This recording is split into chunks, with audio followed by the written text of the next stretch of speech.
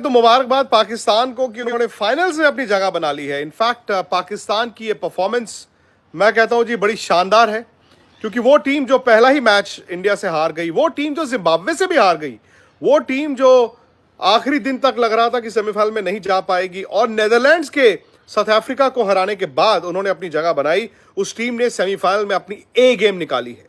ए game का मतलब है कि पाकिस्तान ने वो गेम दिखाई है सेमीफाइनल में जो एक चैंपियन टीम ही निकाल सकती है।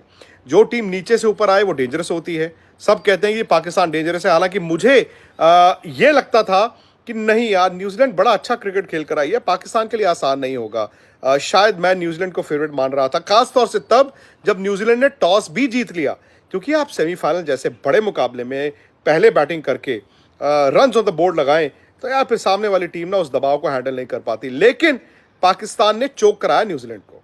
शायद पाकिस्तान का वो सेल्फ बिलीफ जो न्यूजीलैंड में ट्राई सीरीज जीतने के बाद उनको मिला, वो आज दिखा।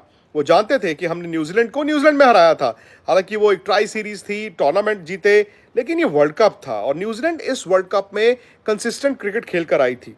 लेकिन देखिए फर्क, पाकिस्तान की अटैकिंग गेंदबाजी, 4 तेज गेंदबाज, 2 स्पिनर, यानी कि 6 ऐसे गेंदबाज जो विकेट टेकर थे, पाकिस्तान ने चोक किया।